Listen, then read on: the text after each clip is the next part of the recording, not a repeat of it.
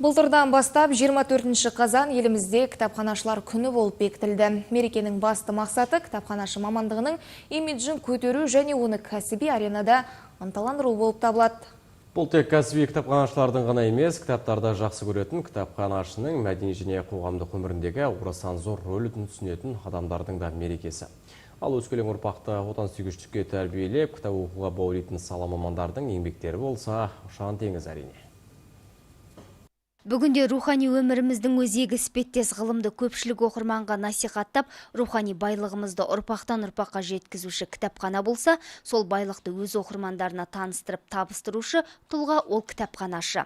Солардың бірі Мақтағыз Жеңсекбаева. Ол 35 жылдан бері кітапханашы болып жұмыс істеп келеді. Өңір кітапханашыларын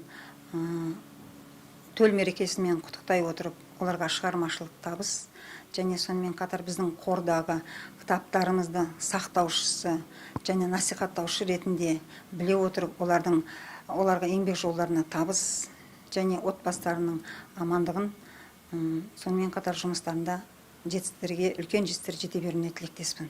Қазіргі таңда электронды кітапхананы дамыту жұмысы қарқын алды. Болашақта еліміздің барлық кітап ордалары біртұтас ақпараттық жүйеге қосылады. Оқырмандар қолдағы смартфон арқылы кез келген кітапханамен байланыс орнатуға болатын жобалар да бар. Ең алғашқы бастамамды осы киелі шаңырақта облыстық кітапханада бастағаныма өте қуаныштымын. Осы жақын арада өткен Әбдірахман Асылбековтің іс-шарасынан бір өлең оқып берсем. Алматы көркем қала, Алматы көркем қала, Алматы өркен қала. Сезесің сұлулығын аралап көрсең ғана. Алатау аққары бар, шыршалы шатқалы бар, жастары сайран салған, саялы бақтары бар. Өнердің ақ ордасы, білімнің бақ ордасы, достық пен сұлулықтың жарасты пәк ортасы. Кітапханалар ғасырлар бойы жасап келе жатқан биік парасаттылық пен білімділіктің киелі ордасы.